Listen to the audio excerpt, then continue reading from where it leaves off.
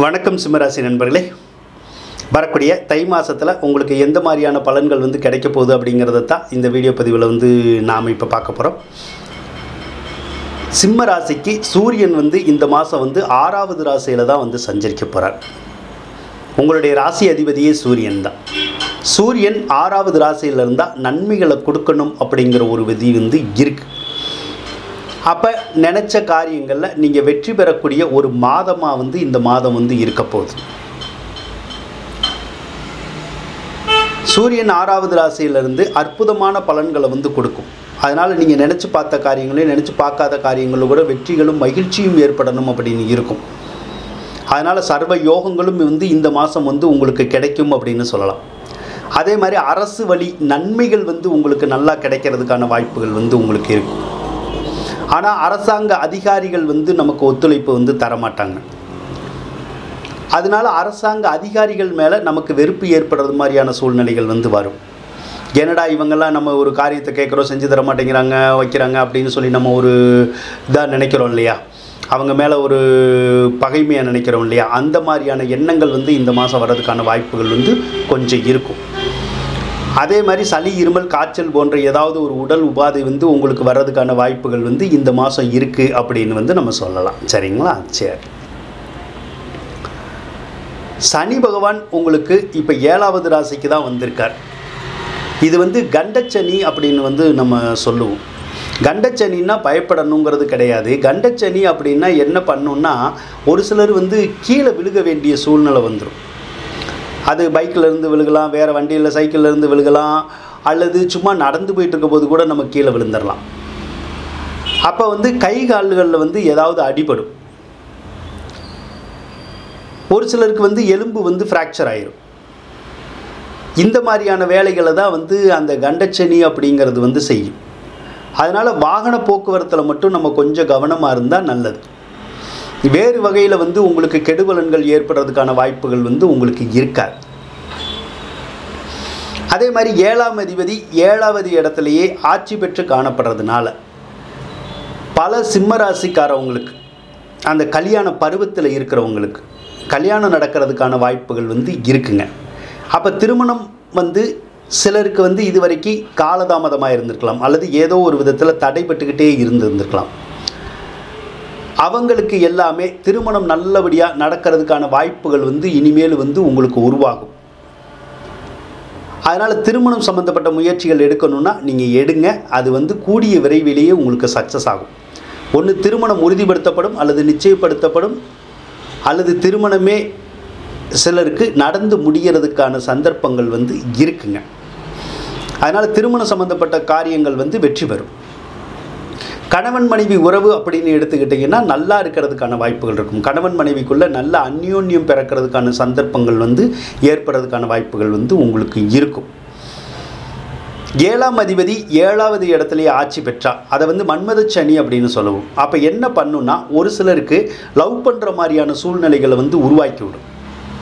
இந்த இளம் பெண்கள், இளம் ஆண்கள் இருக்காங்க இல்லையா, அவங்களுக்கு அந்த மாதிரி லவ் பண்ணுற மாதிரியான ஒரு வாய்ப்புகள் கிடைக்கும். லவ் பண்ணவும் செய்வாங்க. ஒரு சில கல்யாணமானவங்க இருக்காங்க இல்லையா, அவங்களுக்கு தகாத உறவுகள் ஏற்படுறதுக்கான சந்தர்ப்பங்கள் இருக்குங்க. அப்போ தகாத உறவுகள்னால் தேவையில்லாத ஆண் பெண்களோட பழகிறோம் இல்லையா, அந்த மாதிரியான பழக்கங்கள் ஏற்படுறதுக்கான சந்தர்ப்பங்கள் மட்டும் சனி செய்வார். அதனால் அந்த தகாத உறவுகளில் மட்டும் நம்ம ஈடுபடாமல் இருந்தோம்னா கண்டிப்பாக நமக்கு நன்மை ஏற்படுற மாதிரியான வாய்ப்புகள் வரும். தகாத உறவில் ஏற்பட்டால் அதில் பிரச்சனைகள் வர்றதுக்கான சாத்தியக்கூறுகளும் உங்களுக்கு இருக்கும். அதனால் கொஞ்சம் கவனமாக இருக்கிறது நல்லதுங்க. அதே மாதிரி உங்களுடைய பார்ட்னர்ஷிப் வழியில் நன்மைகள் நடக்கும். உங்களுடைய நண்பர்கள் வழியில் நன்மைகள் நடக்கும். எதிர்பார்த்த உதவிகள் உங்களுக்கு கிடைக்கிறதுக்கான சாத்தியக்கூறுகள் இருக்குது. அதே மாதிரி கூட்டாளிகள் மத்தியிலையும் கூட்டு தொழில் செய்கிறவங்களுக்கும் ரொம்ப சிறப்பான யோகங்கள் ஏற்படுறதுக்கான வாய்ப்புகள் உங்களுக்கு இருக்கும் அப்படின்னு நம்ம சொல்லலாங்க. சரி. அஷ்டமஸ்தானத்தில் ராகு இருக்கார். பொதுவாக அஷ்டமஸ்தானத்தில் ராகு இருக்கக்கூடாது. அஷ்டமஸ்தானத்தில் ராகு இருந்தால் நம்ம எடுத்த காரியத்தை வெற்றி பெற முடியாது. ஏதாவது ஒரு விஷயத்தில் தடங்கல்கள் இருக்கும். ஆனால் தடங்கல்களை மீறி வெற்றி பெறலாம். அப்போ எந்த காரியத்தையும் விடாமல் செய்யணும். ஒரு தடவைக்கு 2 முறை வந்து முயற்சி பண்ணிகிட்டே இருக்கணும். அப்படி முயற்சி பண்ணால் நினச்ச காரியம் நடக்கிறதுக்கான வாய்ப்புகள் வந்து உங்களுக்கு இருக்கும். அதே மாதிரி ஒரு சிலருக்கு வயிறு தொடர்பான தொந்தரவுகள் வரும். இந்த அல்சர் வர்றது, வயிற்றில் புண்ணு சொல்கிறோம்ல அது வர்றது, செரிமான கோளாறுகள் வர்றது, அந்த மாதிரியான தொந்தரவுகள் வந்து வர்றதுக்கான வாய்ப்புகள் வந்து உங்களுக்கு இருக்கும். அதே மாதிரி இந்த லாட்ரி ரேஸு, சூதாட்டம், ஷேர் மார்க்கெட்டு இந்த மாதிரியான லைனில் வந்து நம்ம போகக்கூடாது. அப்படி போனோம்னா நமக்கு அதில் வந்து தோல்விகள் ஏற்படுற மாதிரியான சூழ்நிலைகள் வந்துடும். பணத்தை வந்து நம்ம இழக்கிற மாதிரியான சூழ்நிலைகள் வந்துடும். அதனால் அந்த லைனில் மட்டும் நீங்கள் போகாமல் இருக்கிறது உங்களுக்கு நல்லதுங்க. குரு பகவானை பொறுத்தளவுக்கு உங்களுக்கு 5 மற்றும் 9 கூடிய கிரகம்தான். குரு பகவான் வந்து உங்களுக்கு 9வது ராசியில் தான் இருக்கார். குரு 9ல் இருந்தால் பல நற்பலன்கள் நடக்கணுங்கிற ஒரு விதியும் வந்து இருக்கும். 9ல் குரு இருந்தால் ஓகோன்னு வாழலாம் அப்படின்னு இருக்கும். அப்போ என்னென்னா சில சிரமங்களை பல கிரகங்கள் கொடுத்தா கூட குரு பகவான் வந்து உங்களை காப்பாற்றுறதுக்கான வாய்ப்புகள் வந்து இருக்கும். அப்போ சிரமங்களுக்கு மத்தியிலையும் நீங்கள் வெற்றி பெறுற மாதிரியான சூழ்நிலைகள் வரும். கஷ்டங்களுக்கு மத்தியிலையும் கஷ்டத்தை கடந்து போகிறதுக்கான வாய்ப்புகள் வந்து உங்களுக்கு கிடைக்கும். பொருளாதார பிரச்சனைகள் இருந்தாலும் ஏதாவது ஒரு வழியில் வந்து சமாளிக்கிறதுக்கான சக்திகளை வந்து அந்த குரு வந்து கொடுப்பாருங்க. அதனால் வாழ்க்கையில் கஷ்டங்களை கடந்து போகிறதுக்கான ஒரு சாத்தியக்கூறுகள் வந்து உங்களுக்கு இருக்கும். எளிதாக கடந்து போகலாம். அதனால் கஷ்டம் வருதே அப்படின்னு சொல்லி வந்து நம்ம நினைக்கணுங்கிற ஒரு அவசியம் வந்து கிடையாது. அதனால் குரு 9ல் இருந்து உங்களை காப்பாற்றுறதுக்கான வாய்ப்புகள் வந்து நிறைய இருக்குது அப்படின்னு வந்து சொல்லலாங்க. பூர்வீக சொத்து வழியில் இருந்த பிரச்சனைகள் எல்லாம் தீரும். பூர்வீக சொத்துக்கள் வந்து உங்களுக்கு கைக்கு கிடைக்கிறதுக்கான வாய்ப்புகள் வந்து உங்களுக்கு நல்லா இருக்கும். அதே மாதிரி தந்தை வழி உறவுகள் பாதிக்கப்பட்டிருந்தால் அந்த உறவுகள் வந்து மறுபடியும் நம்மக்கிட்ட வந்து ஒன்று சேர்றதுக்கான வாய்ப்புகள் வந்து இப்போ வரும். தந்தை வழியில் நன்மைகள் நடக்கிறதுக்கான வாய்ப்புகளும் வந்து இந்த மாதம் வந்து உங்களுக்கு இருக்கும் அப்படின்னு வந்து நம்ம சொல்லலாங்க. உங்களுடைய ராசிக்கு சுக்கிர பகவான் வந்து 4வது ராசியில் தான் இருக்கார். 10வது இடத்தை தான் பார்க்குறார். 10வது இடத்த சுக்கிரன் உங்களுக்கு பார்த்தா வேலை கிடைக்காதவங்களுக்கு வேலை கிடைக்கும். வேலையில் இருக்கிறவங்களுக்கு பதவி உயர்வு, சம்பள உயர்வு கிடைக்கிறதுக்கான சாத்தியக்கூறுகள் வந்து இருக்கும். தொழில் இல்லாதவங்களுக்கு புதுசாக தொழில் தொடங்குறதுக்கான வாய்ப்புகள் இருக்கும். தாராளமாக தொழில் தொடங்கலாம். தொழில் தொடங்கினாலும் உங்களுக்கு நல்லா தான் இருக்கும். ஏற்கனவே தொழில் வச்சு நடத்த முடியாதவங்களுக்கும் அந்த தொழில் நல்லா நடக்கிறதுக்கான சாத்தியக்கூறுகள் வந்து இருக்குங்க. 4வது இடத்துல சுக்கிரன் இருக்கிறனால சிலருக்கு வீடு கட்டணுங்கிற எண்ணங்கள் வரும். சிலருக்கு வாகனங்கள் வாங்கணுங்கிற எண்ணங்கள் வரும். அதில் பூர்வீக சொத்துக்கள் ஏதாவது நமக்கு கிடைக்கும். வீட்டுக்கு தேவையான ஆடை ஆபரணங்கள் வாங்கலாம். எலக்ட்ரானிக் பொருள்கள் எல்லாம் வாங்கி சேர்க்கறதுக்கான வாய்ப்புகள் வந்து சிலருக்கு இருக்கும். அதனால் பொருள் சேர்க்கை, சொத்து சேர்க்கை ஏற்படக்கூடிய ஒரு மாதம் அப்படின்னு வந்து இந்த மாதத்தை வந்து நம்ம சொல்லலாங்க.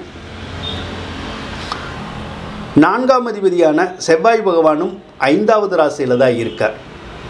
அப்போ தாயாருக்கு நற்பலன்கள் நடக்கக்கூடிய ஒரு காலமாக வந்து இருக்கும். தாயாருக்கு நல்ல வருமானங்களும் வர்றதுக்கான வாய்ப்புகள் வந்து இருக்கும். தாயார் நினைத்த காரியத்தில் ஜெயிக்கிறதுக்கான ஒரு சந்தர்ப்பம் இந்த மாதம் வந்து இருக்குது அப்படின்னு சொல்லலாம். பூர்வீக சொத்து வழியில் இருந்து வந்த பிரச்சனைகள் எல்லாமே விலகும். அப்போ பூர்வீக சொத்துக்கள் ஏதாவது நமக்கு கைக்கு கிடைக்கிற மாதிரியான ஒரு வாய்ப்புகள் எல்லாம் கூட உங்களுக்கு வரும் அப்படின்னு வந்து சொல்லலாங்க. உங்களுடைய பெற்ற பிள்ளைகளுக்கு மட்டும் கொஞ்சம் அமைதி இருக்காது இந்த மாதம்.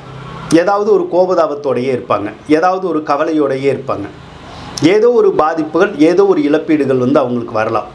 அதனால் அவங்கள பொறுத்தளவு கொஞ்சம் டென்ஷனாகவே இருப்பாங்க. அமைதி இருக்காது. சரியாக அவங்களால வந்து தூங்க முடியாது. ஒரு வித மனக்குழப்பத்திலேயே இருக்கிற மாதிரியான சூழ்நிலைகள் வந்து இந்த மாதத்தில் வந்து கொஞ்சம் இருக்கும். அதனால் அவங்கக்கிட்ட நம்ம பேசி பழகிறது, கொஞ்சம் கவனமாக பேசி பழகிறது நல்லதுங்க. தனாதிபதியான புதன் பகவான் 5வது ராசியில் தான் இருக்கார். அப்போ தனாதிபதி 5வது ராசியில் இருந்தாலும் ஏதாவது ஒரு வகையில் வந்து உங்களுக்கு பண வரவு வர்றதுக்கான வாய்ப்புகள் வந்து இருக்கும். அப்போ பண தட்டுப்பாடு ஏற்படுறதுக்கான சந்தர்ப்பங்கள் வந்து உங்களுக்கு இனி இருக்காது. அதே மாதிரி குடும்பம் வந்து நல்ல சுபிட்சமாக இருக்கிறதுக்கான வாய்ப்புகள் கிடைக்கும். உங்களுடைய மூத்த பிள்ளைக்கு பயண அலைச்சல்கள் ஏற்படும். ஒரு இடத்துல இருக்க முடியாது. அங்கிட்டு இங்கிட்டு போயிட்டு வர்ற மாதிரியான வேலைகளை வந்து அவங்க வந்து செஞ்சுக்கிட்டே இருப்பாங்க. ஆக உங்களுக்கு கிரகநிலைகள் எல்லாமே நல்லா தான் இருக்குது. கிரகநிலைகள் வந்து பெருசாக பாதிப்படைகிற மாதிரியா வந்து இல்லை. அதனால் இந்த தை மாத கிரக நிலைகள் உங்களுக்கு சிறப்பாக இருக்கிறதுனால இந்த தை மாதத்தில் பல அருமையான பலன்கள் வந்து உங்களுக்கு கிடைக்கும் அப்படின்னு சொல்லி கூறிக்கொண்டு விடைபெறுகின்றேன். நன்றி, வணக்கம். சிம்மராசிக்காரவங்களுக்கு இந்த வீடியோ பிடிச்சிருந்தால் லைக் பண்ணுங்கள், ஷேர் பண்ணுங்கள், மறக்காமல் சப்ஸ்கிரைப் பண்ணுங்கள். நன்றி சிம்மராசி நண்பர்களே.